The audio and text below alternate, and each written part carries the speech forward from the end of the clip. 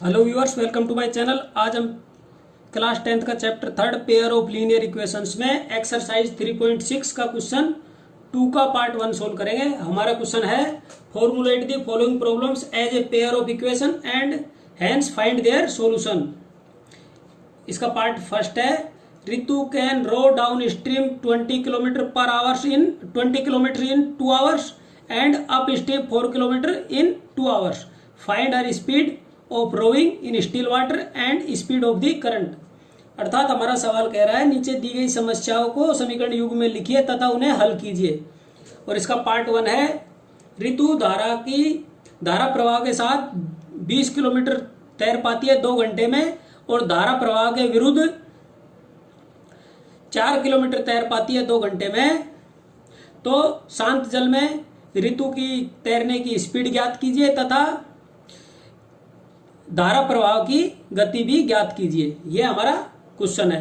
तो सबसे पहले हम क्या करेंगे, ऐसे सवालों में जो हमसे पूछा जाता है, यहाँ पर क्या पूछा गया है, हमसे स्पीड पूछा गया है, धारा प्रवाह की स्पीड और ऋतु की स्पीड। तो यहाँ पर हम सबसे पहले लिखेंगे लेट अज्यूम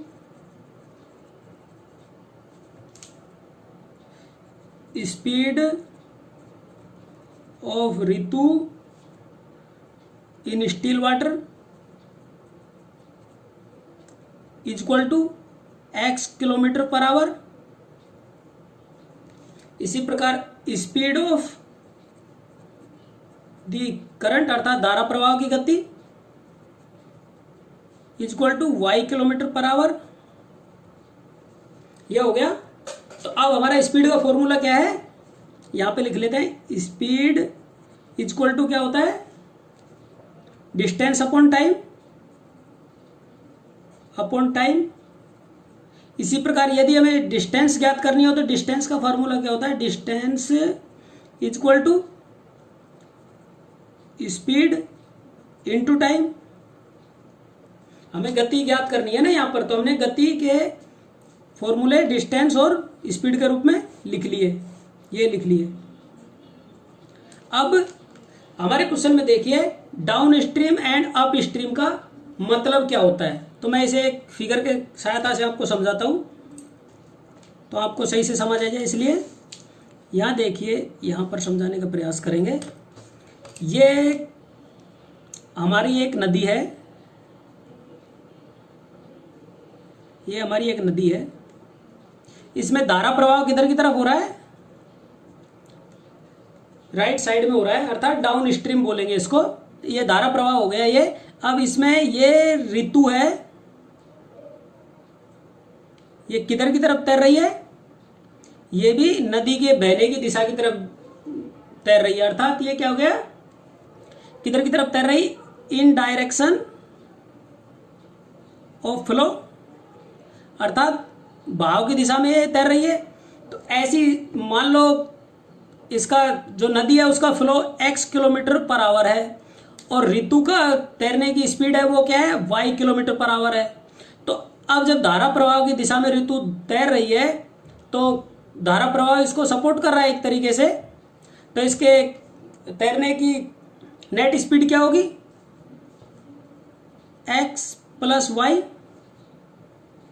जुड़ जाएगा, इसको x मानते हैं, सॉरी x और इसको मानते हैं y। तो x प्लस वाई भाई सपोर्ट कर रहा है, धारा प्रवाह सपोर्ट कर रहा है तो जुड़ जाएगा ना। तो यहां पर रिलेटिव स्पीड हमें क्या मिलेगी, x प्लस वाई। ठीक इसी प्रकार यदि ये हमारी नदी है, इसका प्रभाव राइट साइड में है और ऋतु इसके अपोजिट डायरेक्शन में तैर रही है, अर्थात इधर की तरफ तैर रही है। इसकी स्पीड, धारा प्रवाह की स्पीड x मान लिया, वो सॉरी ऋतु की स्पीड हमने x मान लिया और धारा प्रवाह की स्पीड को हमने y किलोमीटर पर आवर मान लिया।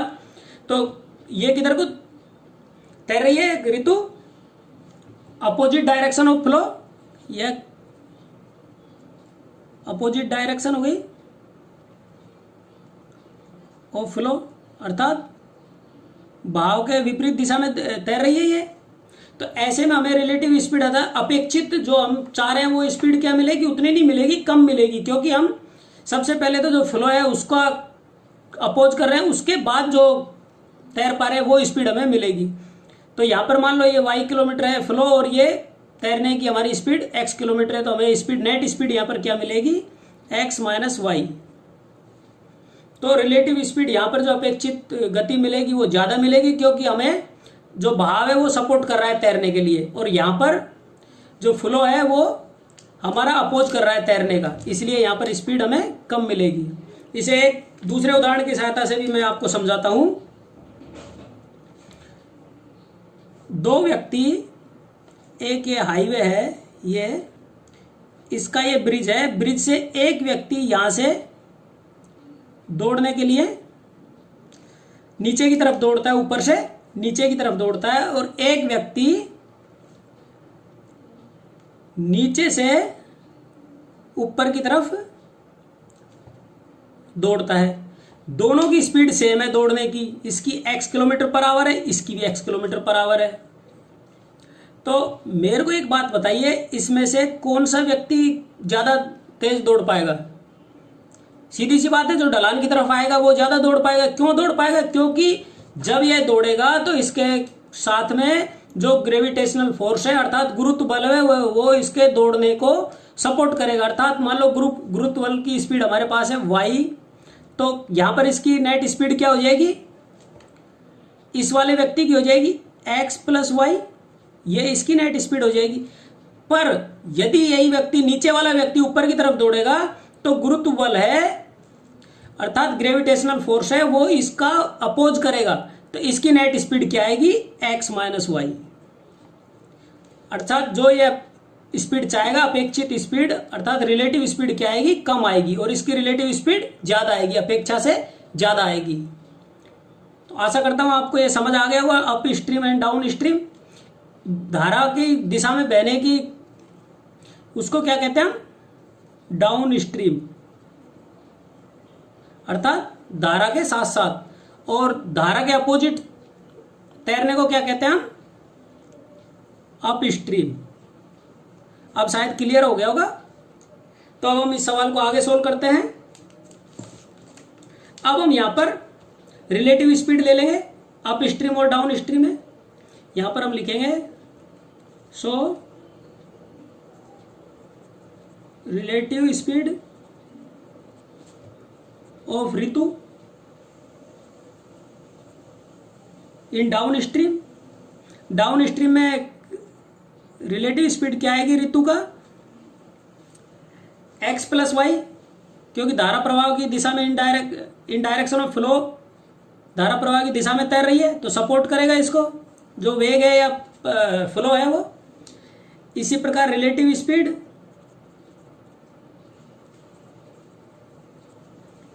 Of Ritu in upstream. Upstream में क्या है उसकी speed, relative x minus y, अर्थात धारा प्रवाह उसका विरोध कर रहा है और वो फिर भी तैर रही है, तो उसके बाद उसकी नेट स्पीड घट जाएगी ना, नेट स्पीड कम आएगी। तो इस प्रकार ये हमने रिलेटिव स्पीड निकाल लिया। अब हम कंडीशन फर्स्ट पे आ जाते हैं। कंडीशन फर्स्ट हमारी क्या है, कंडीशन फर्स्ट का स्टेटमेंट है वह 2 घंटे में 20 किलोमीटर दौड़ पाती है, वो 2 घंटे में 20 किलोमीटर तैर पाती है जब वह धारा प्रवाह की दिशा में तैरती है, अर्थात डाउन स्ट्रीम में तैरती है। तो हमारी डिस्टेंस क्या हो गई, डिस्टेंस हो गई, distance equal to speed into time. Speed हमारी क्या है डाउन स्ट्रीम में, x प्लस वाई, और टाइम हमारा क्या है, कितने घंटे तैरी, 2 आवर्स। तो ये हमारी डिस्टेंस आ गई, स्पीड इनटू टाइम, और हमें डिस्टेंस दिया हुआ है 20 किलोमीटर, अर्थात वो 20 किलोमीटर तैरी 2 घंटे में डाउन स्ट्रीम में।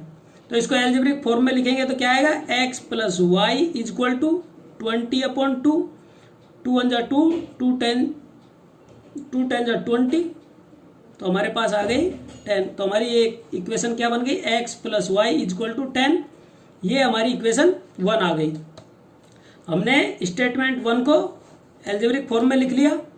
अब हम कंडीशन 2 पे आएंगे, कंडीशन 2 का स्टेटमेंट देखेंगे। कंडीशन 2 का हमारा स्टेटमेंट है कंडीशन सेकेंड।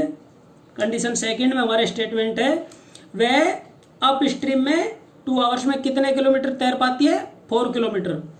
तो यहां पर हम लिखेंगे अप स्ट्रीम में तय की गई दूरी, सॉरी यहां पर भी लिखना था, डिस्टेंस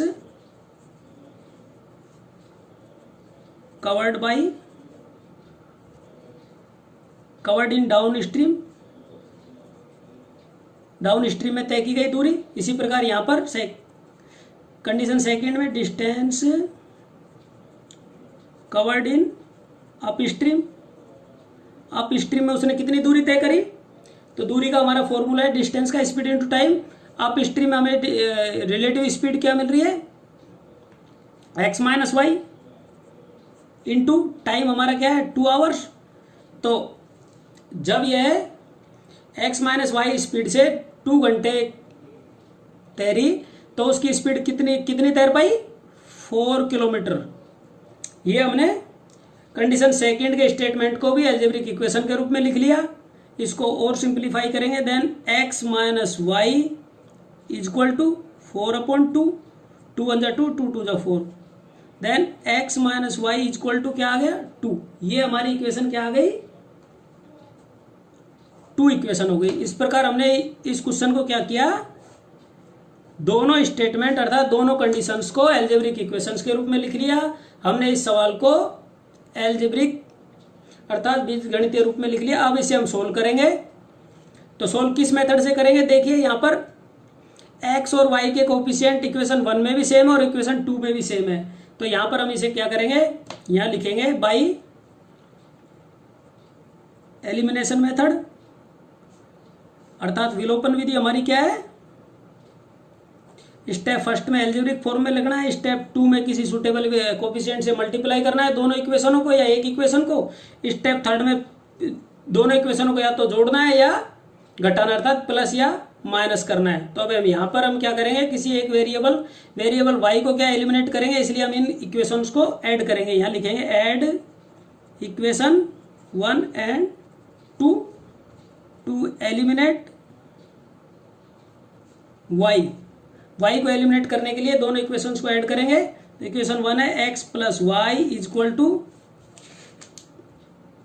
10, ये इक्वेशन 1 है। इसी प्रकार x minus y is equal to 2, ये इक्वेशन 2 है। दोनों को ऐड किया तो ये हो गया 2x प्लस वाई और माइनस वाई आपस में कैंसिल हो जाएंगे, इधर को आ गया 10 और 2 12, then x is equal to 12/2, 2 1 जा 2, 2 6 जा 12।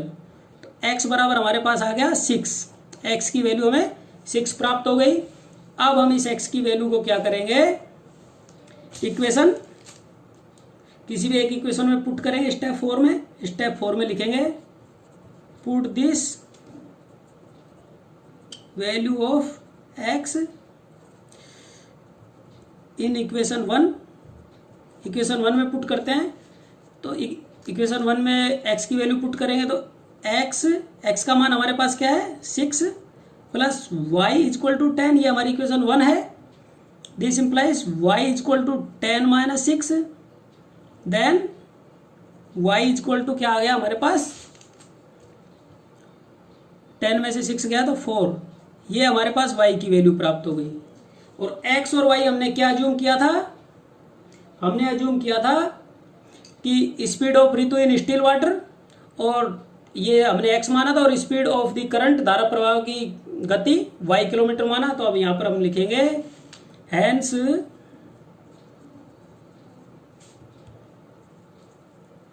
Speed of Ritu in still water is equal to x is equal to क्या हो गया 6 kilometre per hour, and speed of the current धारा प्रवाह की गति क्या हो गई y is equal to 4 kilometre per hour. यही हमसे पूछा गया था। तो साथियों ये हमने सवाल को सोल्व कर लिया जिस प्रकार हमसे पूछा गया था। यदि मेरा यह वीडियो आपको अच्छा लगा तो एक बार इसे लाइक और शेयर जरूर करें। थैंक यू साथियों।